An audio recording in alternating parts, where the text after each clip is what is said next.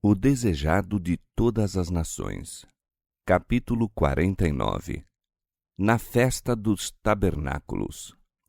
Este capítulo se baseia em João capítulo 7, versos 1 a 15 e versos 37 a 39. 3 vezes por ano era exigido dos judeus reunirem-se em Jerusalém para fins religiosos. Envolto na coluna de nuvem, o invisível guia de Israel dera instruções quanto a esses cultos. Durante o cativeiro dos judeus, eles não puderam ser observados, mas ao ser o povo restabelecido em seu próprio país, começara a observância dessas comemorações. Era o desígnio de Deus que esses aniversários o trouxessem à mente do povo. Com poucas exceções, porém, os sacerdotes e guias da nação haviam perdido de vista esse objetivo. Aquele que ordenara essas assembleias nacionais e lhes compreendia o significado, testemunhava a deturpação das mesmas. A festa dos tabernáculos era a reunião final do ano. Era desígnio de Deus que, por essa ocasião, o povo refletisse em sua bondade e misericórdia. Toda a terra estivera sob sua direção, recebendo suas bênçãos. Dia e noite permanecera sobre ela o seu cuidado. O sol e a chuva tinham feito com que o solo produzisse frutos. Dos vales e planícies da Palestina tinham sido recolhidas as messes.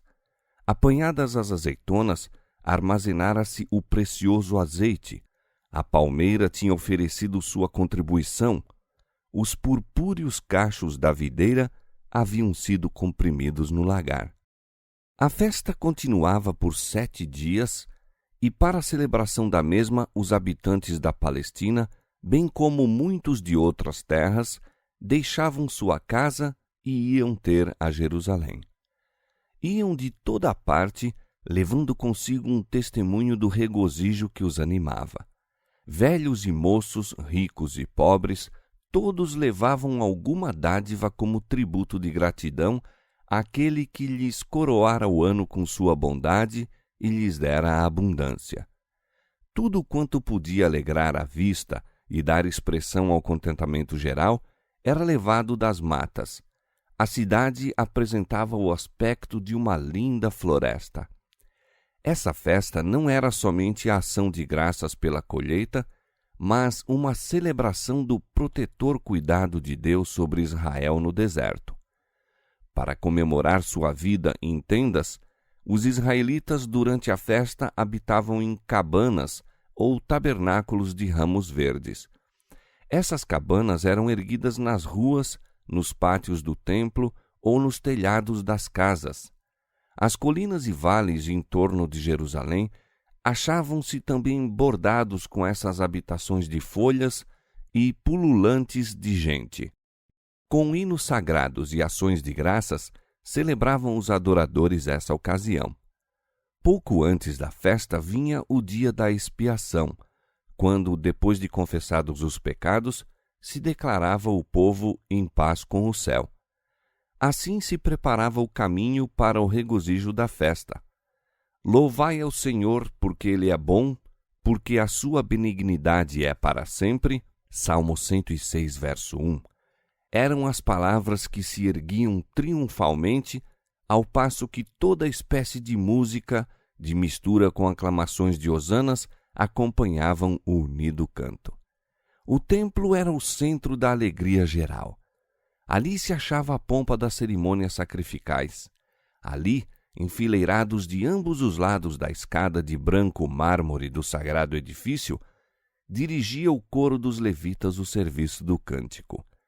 A multidão de adoradores, agitando ramos de palma e murta, unia sua voz aos acordes e repetia o coro. E, novamente, a melodia era cantada por vozes próximas e distantes, até que as circundantes colinas ressoavam todas o louvor. À noite, o templo e o pátio refugiam de luzes artificiais. A música, o agitar dos ramos de palmeira, os alegres hosanas, o grande ajuntamento de povo sobre o qual se espargia a luz irradiada das lanternas suspensas, os paramentos dos sacerdotes e a majestade das cerimônias combinavam-se para tornar a cena profundamente impressiva aos espectadores. No entanto, a mais impressionante cerimônia da festa, que mais júbilo produzia, era a que comemorava o acontecimento da peregrinação no deserto. Aos primeiros raios da aurora, os sacerdotes faziam soar longa e penetrantemente as trombetas de prata, e as trombetas, em resposta, e as alegres aclamações do povo de suas cabanas, ecoando por montes e vales, saudavam o dia da festa. Então o sacerdote tirava das correntes do cedrom uma ânfora de água e, erguendo-a enquanto as trombetas soavam, subia ao compasso da música os amplos degraus do templo com andar lento e cadenciado, cantando, entretanto, os nossos pés estão dentro das tuas portas, ó Jerusalém. Salmo 122, verso 2. Levava o cântaro ao altar que ocupava a posição central no pátio dos sacerdotes. Ali se achavam 2 bacias de prata, tendo um sacerdote junto de cada uma. A ânfora de água era despejada numa e uma de vinho noutra, e o conteúdo de ambas corria por um tubo que ia dar no cedrom e ter ao mar morto. Essa apresentação de água consagrada representava a fonte que, ao mando de Deus, brotara da rocha para saciar a sede dos filhos de Israel. Então irrompiam os jubilosos assentos. Eis que o Senhor Jeová é a minha força e o meu cântico. Com alegria tirareis águas das fontes da salvação. Isaías capítulo 12, versos 2 e 3.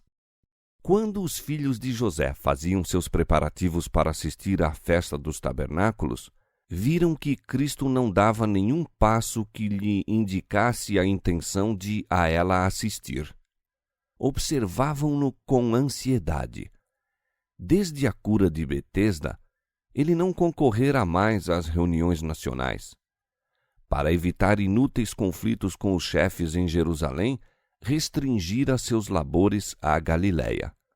Seu aparente desprezo das grandes assembleias religiosas e a inimizade para com ele manifestada pelos sacerdotes e rabis eram causa de perplexidade para os que o rodeavam, mesmo os próprios discípulos e parentes. Acentuar em seus ensinos as bênçãos da obediência à lei de Deus, e não obstante, parecia ele próprio ser indiferente ao serviço divinamente estabelecido. O misturar-se com publicanos e outros de má reputação, seu menosprezo pelas observâncias dos rabis e a liberdade com que punha de lado as exigências tradicionais quanto ao sábado, tudo parecendo colocá-lo em antagonismo com as autoridades religiosas, excitava muita indagação. Seus irmãos pensavam ser um erro de sua parte alienar de si os grandes e doutos da nação. Achavam que esses homens deviam ter razão e que era erro de Jesus colocar-se em oposição aos mesmos. Tinham, porém, testemunhado sua vida irrepreensível e, conquanto não se classificassem entre seus discípulos, haviam sido profundamente impressionados por suas obras. A popularidade dele na Galiléia aprazia-lhes as ambições. Ainda esperavam que desse um testemunho de poder que levasse os fariseus a ver que era o que pretendia ser. Que seria se ele fosse o Messias, o príncipe de Israel? Nutriam esse pensamento com ufana satisfação. Tão ansiosos estavam a esse respeito que insistiram com Cristo em que fosse a Jerusalém. Sai daqui, disseram, e vai para a Judéia, para que também os teus discípulos vejam as obras que fazes. Porque não há ninguém que procure ser conhecido que faça alguma coisa em oculto. Se fazes estas coisas, manifesta-te ao mundo. O si manifestava dúvida e incredulidade. Atribuíam a Cristo fraqueza e covardia. Se ele sabia ser o Messias, por que essa estranha reserva e inação? Se possuía na verdade esse poder, por que não ir ousadamente a Jerusalém e afirmar seus direitos? Por que não realizar em Jerusalém as maravilhosas obras que dele se contavam na Galiléia? Não te ocultes em retiradas províncias, diziam, fazendo tuas poderosas obras em benefício de ignorantes camponeses e pescadores. Apresenta-te na capital, conquista o apoio dos sacerdotes e principais e une a nação no estabelecimento do novo reino. Os irmãos de Jesus raciocinavam partindo do motivo egoísta tantas vezes encontrado no coração dos ambiciosos de ostentação. Este espírito era que predominava no mundo. Escandalizavam-se porque, em vez de buscar um trono temporal, Cristo declarava ser o pão da vida. Ficaram decepcionados quando tantos de seus discípulos o abandonaram. Eles próprios desviaram-se dele para escapar à cruz de terem de reconhecer o que suas obras revelam, que era o enviado de Deus. Disse-lhes, pois, Jesus: Ainda não é chegado o meu tempo, mas o vosso tempo sempre está pronto. O mundo não vos pode aborrecer, mas ele me aborrece a mim, porquanto dele testifico que as suas obras são más. Subi vós a esta festa, porque ainda o meu tempo não está cumprido. E, havendo-lhes dito isto, ficou na Galiléia. Seus irmãos lhe haviam falado em tom de autoridade, ditando o caminho que devia seguir. Ele lhes devolveu a censura, classificando-os não com seus abnegados discípulos, mas com o mundo. O mundo não vos pode aborrecer, disse ele, mas ele me aborrece a mim, porquanto dele testifico que as suas obras são más. O mundo não aborrece os que se assemelham no espírito, louva-os como seus. O mundo, para Cristo, não era um lugar de comodidade nem engrandecimento do próprio eu. Ele não estava à espreita da oportunidade de tomar seu poder e glória. O mundo não lhe oferecia esse prêmio. Era simplesmente o lugar a que seu Pai o enviara. Ele fora dado pela vida do mundo para levar a cabo o grande plano da redenção. Estava realizando sua obra em favor da raça caída, mas não devia ser presunçoso, nem se precipitar no perigo, nem apressar a crise. Cada acontecimento em sua obra tinha sua hora determinada. Cumpria-lhe esperar pacientemente. Sabia que havia de ser objeto do ódio do mundo.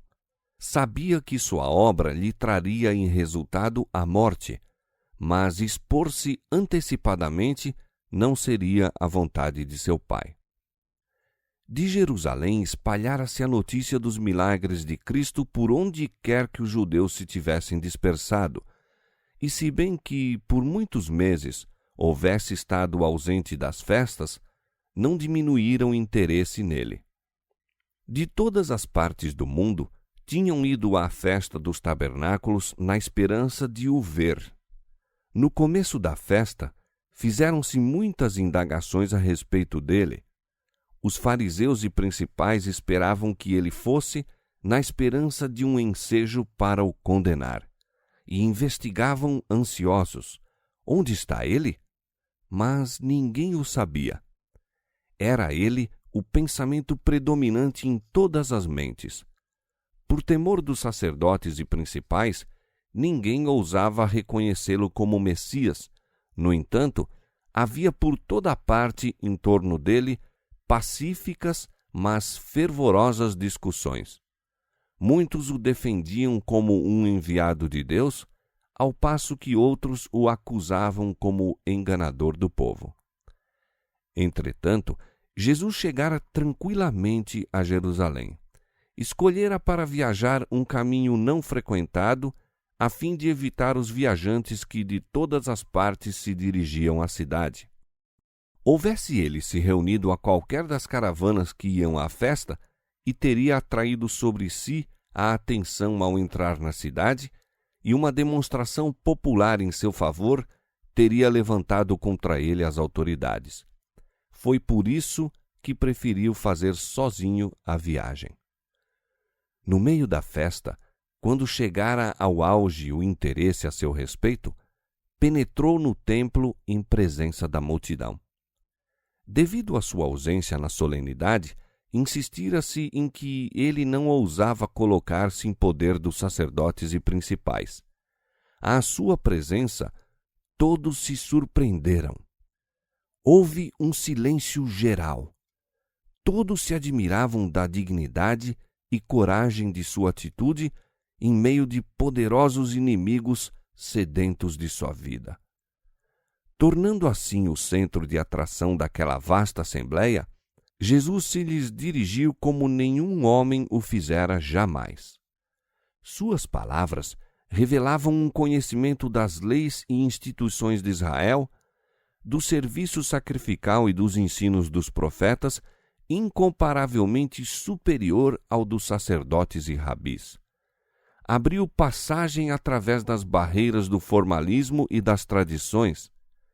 As cenas da vida futura pareciam desenroladas diante dele. Como alguém que contemplava o invisível, falou com positiva autoridade acerca do terreno e do celestial, do humano e do divino. Suas palavras eram claríssimas e convincentes. E outra vez, como em Cafarnaum, o povo ficou atônito de sua doutrina, porque a sua palavra era com autoridade. Lucas capítulo 4, verso 32.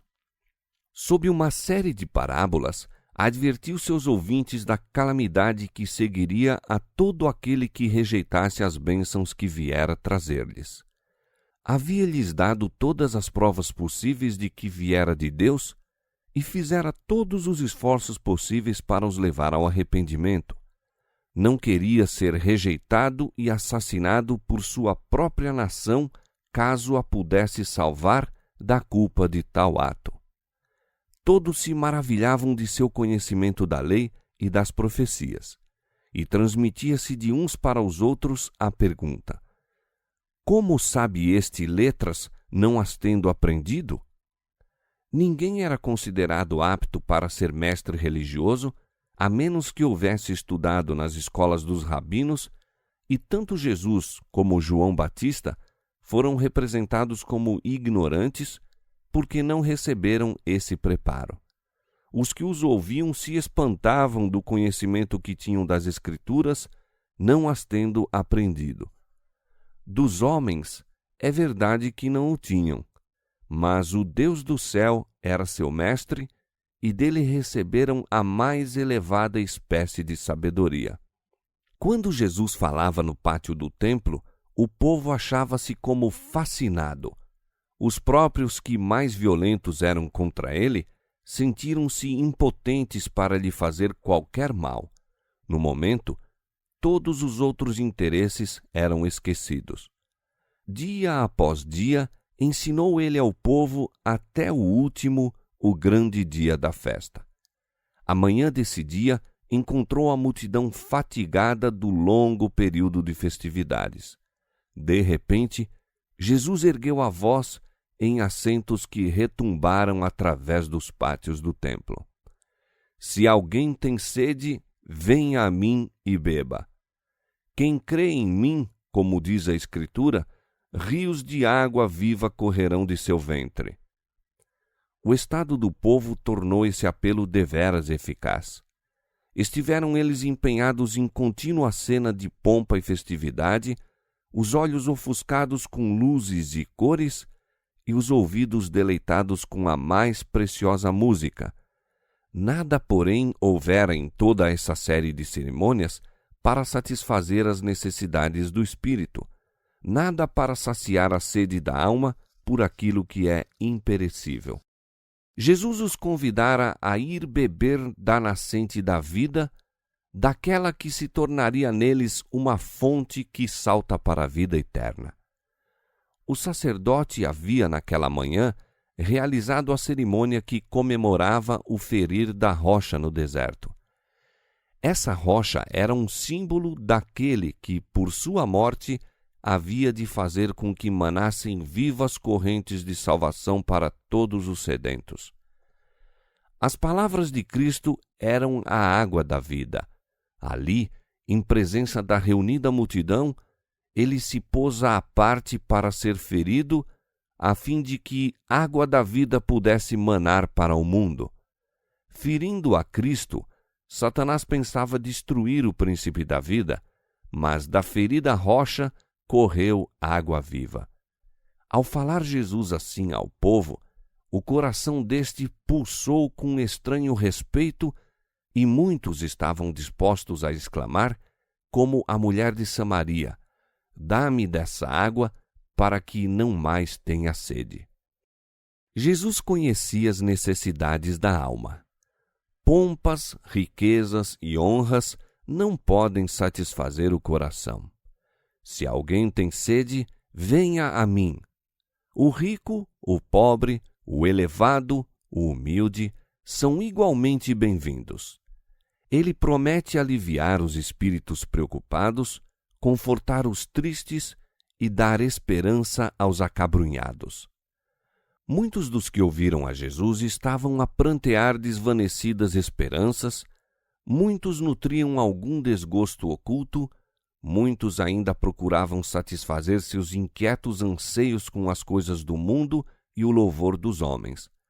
Mas, obtido tudo, verificavam haver labutado para alcançar nada mais que uma cisterna rota, na qual se não podiam saciar. Por entre o brilho das festivas cenas, estavam descontentes e tristes.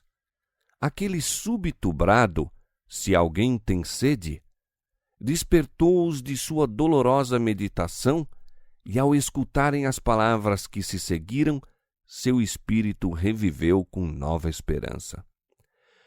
O Espírito Santo apresentou-lhes o símbolo até que viram nele o oferecimento do inapreciável dom da salvação. O brado de Cristo à alma sedenta ecoa ainda e apela para nós com poder ainda maior do que aos que o ouviram no templo naquele último dia da festa. A fonte está aberta para todos. Aos cansados e exaustos oferecem-se os refrigerantes sorvos da vida eterna.